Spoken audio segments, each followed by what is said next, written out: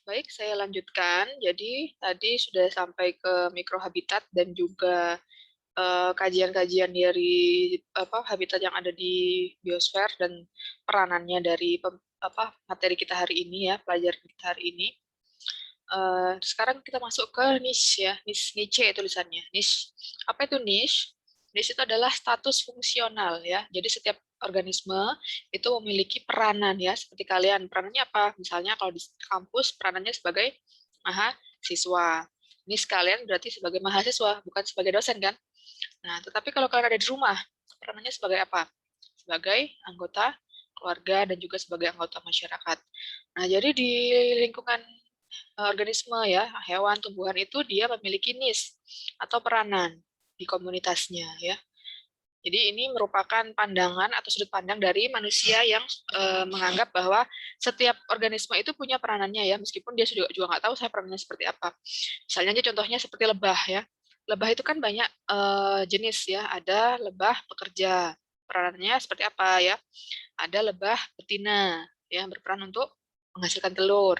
Ada lebah pejantan. Jadi itu adalah merupakan konsep niche atau status fungsional.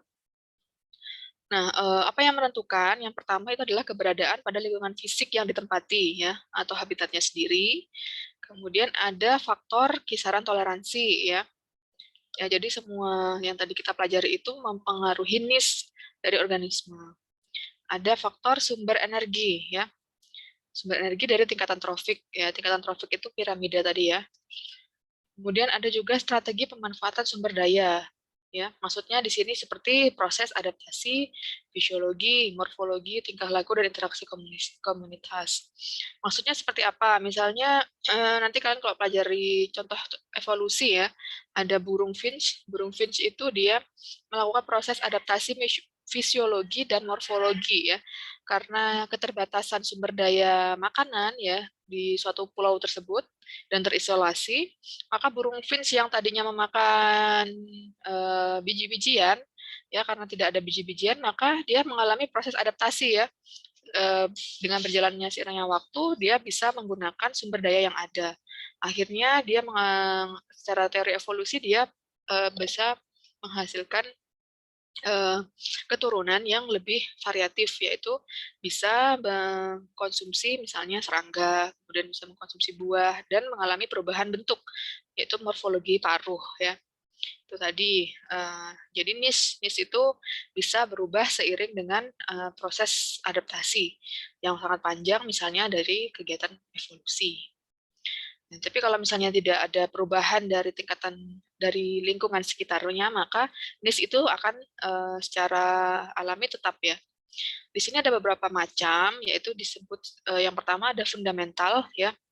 Niche fundamental itu adalah niche yang sangat-sangat dasar ya, di mana dia merupakan niche asli yang di mana tidak ada kompetisi ya, tidak ada kompetisi dan juga tidak ada predator ya atau musuh yang ada di niche-nya dia sendiri. Misalnya kijang ya, kijang itu kan niche-nya dia adalah sebagai herbivora. Nah, dia fundamentalnya adalah sebagai herbivora. Kemudian ada juga yang disebut sebagai real niche ya, real niche atau actual niche. Ini merupakan kondisi yang ada. Jadi rusa yang ada di sabana atau di anu itu belum tentu dia semuanya bisa memakan porsi jumlah yang sesuai dengan kebutuhannya ya. Belum tentu karena dia akan berkompetisi ya.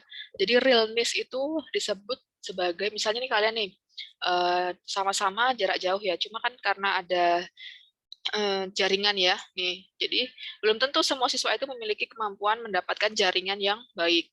Nah, itu disebut sebagai competitiveness.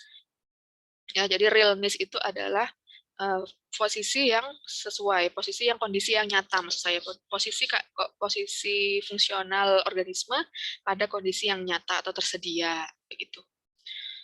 Ada lagi istilah konsep overlapping niche ya. Kalau tadi real niche, ini overlapping. Maksudnya apa? Yaitu terjadi overlap, tumpang tindih ya, antara satu organisme dengan organisme yang lain di mana dia memiliki niche atau peran yang sama ya. Seperti itu. Misalnya ada nih, contohnya kanopi pohon fikus yang sudah berbuah dikunjungi oleh berbagai spesies burung dan semut. Nah, burung makan buah, semut juga memakan buah. Tanaman padi dan gulma memanfaatkan cahaya air. Nah, misalnya overlapping nest di sawah itu ya, yang paling contoh yang paling mudah ada padi, tetapi kalau misalnya ada rumput ya yang menjadi gulma tidak disiangi atau tidak dicabut begitu, maka lama-kelamaan kan biasanya padi yang akan kalah karena gulma ini lebih kuat ya, lebih daya hidupnya lebih kuat. Maka akan terjadi overlapping. Overlapping itu adalah kompetisi kompetisi untuk memanfaatkan faktor abiotik yang ada di lingkungan tersebut. Jadi konsep-konsep ini merupakan konsep dasar supaya kalian bisa memahami fenomena yang ada di ekosistem atau di sekitar kita. Kemudian ada juga yang disebut konsep multidimensional niche ya. Di sini misalnya ini contohnya lebah ya. Lebah itu merupakan memiliki fungsi yang beragam, multidimensi.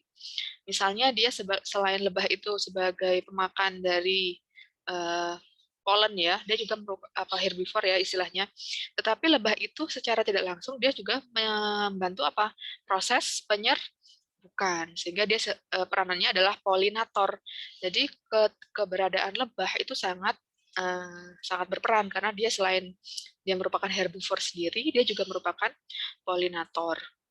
Selain itu dia juga merupakan kompetitor ya. Kompetitor siapa? Kompetitor dari nektivore yang lain atau pemakan nektar yang lain. Nah, misalnya kan yang memakan nektar tidak hanya lebah, ada juga seperti burung, kolibri, dan lain sebagainya. Jadi peran dari setiap organisme itu bisa multidimensi, bisa overlap juga, dan juga real dan fundamental. Itu konsep dari niche ya. Coba kalian bedakan ya dari habitat, mikrohabitat, dan niche. Silahkan didengarkan lagi, dan kalau misalnya ada pertanyaan bisa bertanya.